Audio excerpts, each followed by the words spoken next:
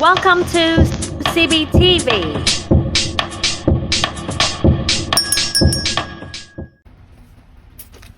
Chapter 1. Emptiness, the wonder of interbeing. Emptiness means to be full of everything but empty of a separate existence. Imagine for a moment a beautiful flower. That flower might be an orchid or a rose, or even a simple little daisy growing beside a bath. Looking into a flower, we can see that it's full of life. It contains soil, rain, and sunshine. It is also full of clouds, oceans, and minerals. It is even full of space and time. In fact, the whole cosmos is present in this one little flower. If we took down just one of these non-flower elements, the flower would not be there. Without the soil's nutrition, the flower could not grow. Without rain and sunshine, the flower would die. And if we removed all the non-flower elements, there would be nothing substantive left that we could call a flower. So, our observation tells us that the flower is full of the whole cosmos, while at the same time it is empty of a separate self-existence. The flower cannot exist by itself alone. We too are full of so many things and yet empty of a separate self. Like the flower, we contain earth, water, air, sunlight, and warmth. We contain space and consciousness. We contain our ancestors, our parents and grandparents, education, food, and culture. The whole cosmos has come together to create the wonderful manifestation that we are. If we remove any of these non-earth elements, we will find there is no earth left. Emptiness, the first door of liberation. Emptiness does not mean nothingness. Saying that we are empty does not mean that we do not exist. No matter if something is full or empty, that thing clearly needs to be there in the first place. When we say a cup is empty, the cup must be there in order to be empty. When we say that we are empty, it means that we must be there in order to be empty of a permanent separate self. About 30 years ago, I was looking for an English word to describe our deep interconnection with everything else. I liked the word togetherness, but I finally came up with the word interbeing.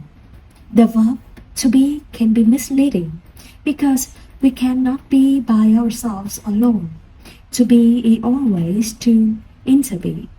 If we combine the prefix inter with the verb to be, we have the new verb, interbe. To interbe reflects reality more accurately. We interact with one another and with all life. There is a biologist named Lewis Thomas, whose work I appreciate very much. He describes how our human bodies are shared, rented, and occupied by countless other tiny organisms without whom we couldn't move a muscle, trump a finger, or think a thought.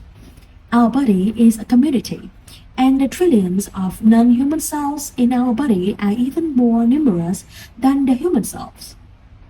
Without them, we cannot be here in this moment. Without them, we wouldn't be able to think, to feel, or to speak. There are, he says, no solitary beings. The whole planet is one giant, living, breathing cell, with all its working parts linked in symbiosis. The insight of interbeing. We can observe emptiness and interbeing everywhere in our daily life. If we look at the child, it's easy to see the child's mother and father, grandmother and grandfather in her, the way she looks, the way she acts, the things she says. Even her skills and talents are the same as her parents. If at times we cannot understand why the child is acting a certain way, it is helpful to remember that she is not a separate cell entity. She is a continuation. Her parents and ancestors are inside her. When she walks and talks, they talk and talk as well. They walk and talk as well. Looking into the child, we can be in touch with her parents and ancestors. But equally, looking into the parent, we can see the child. We do not exist independently. We interact. Everything relies on everything else in the cosmos in order to manifest. Whether a star, a ground, a flower, a tree, or you and me. I remember one time when I was in London doing walking meditation along the street, and I saw a book displayed in a bookshop window with the title, My Mother, Myself. I didn't buy the book because I thought I already knew what was inside. It's true that each one of us is a continuation of our mother. We are our mother, and so whenever we are angry at our mother or father, we are also being angry as ourselves. Whatever we do, our parents are doing it with us. This may be hard to accept, but it's the truth. We can't say we don't want to have anything to do with our parents. They are in us, and we are in them. We are the continuation of our own ancestors. Thanks to impermanence, we have a chance to transform our inheritance in a beautiful direction. Every time I offer incense or prostrate before the altar in my hermitage, I do not do this as an individual self, but as a whole.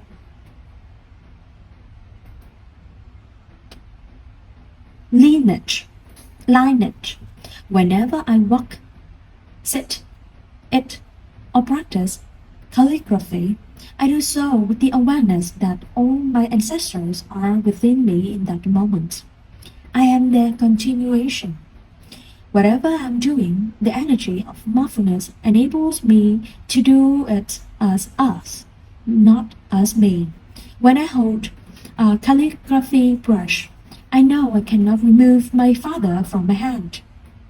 I know I cannot remove my mother or my ancestors from me. They are present in all my selves, in my gestures, in my capacity to draw a beautiful circle. Nor can I remove my spiritual teachers from my hand. They are there in the peace, concentration, and mindfulness I enjoy as I make the circle. We are all drawing the circle together. There is no separate self doing it. While practicing calligraphy, I touch the profound insight of no self. It becomes a deep practice of meditation. Whether we are at work or at home, we can practice to see all our ancestors and teachers present in our actions. We can see their presence when we express a talent or skill they have transmitted to us. We can see their hands in ours as we repair a meal or wash the dishes. We can experience profound connection and free ourselves from the idea that we are a separate self.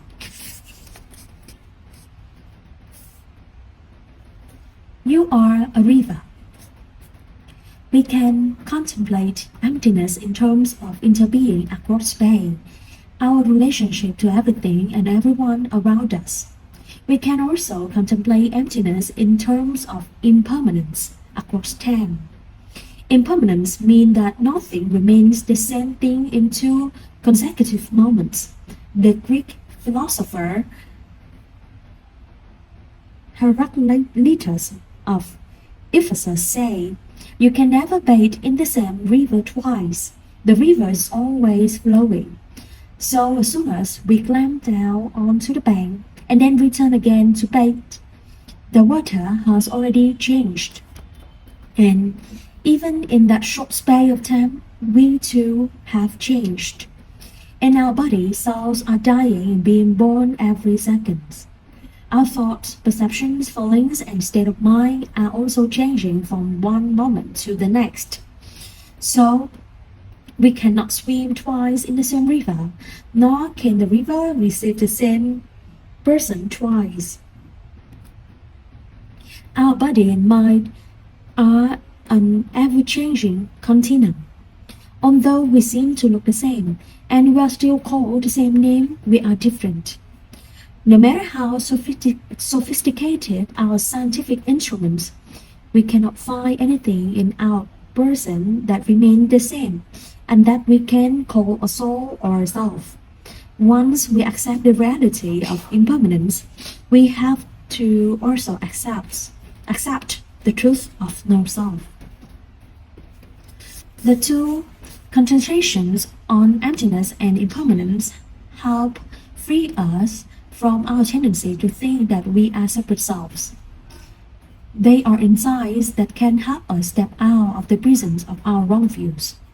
We have to train ourselves to sustain the insight of emptiness when we are looking at a person, a bird, a tree, or a rock. It's very different from just sitting there and speculating about emptiness. We have to really see the nature of emptiness, of interbeing, of impermanence in ourselves and others. For example, you call me Vietnamese. You might be quite sure that I'm a Vietnamese monk. But in fact, legally person, I don't have a Vietnamese passport. Culturally speaking, I have elements of French and Malay, as well as Chinese culture and even Indian culture. In my writing and teachings, you can discover several sources of cultural streams. And ethnically speaking, there's no such race as a Vietnamese race. In me, there are Melanesian elements, Indonesian elements, and Mongolian elements. Just as the flowers is made of non-flower elements, so am I made of non-me elements. The insight of interbeing helps us touch this wisdom of non-discrimination. It sets us free. We no longer want to belong just to one geographical area or cultural identity. We see the presence of the whole cosmos in us. The more we look with the insight of emptiness, the more we discover and the deeper we understand. This naturally brings compassion, freedom, and non-fear.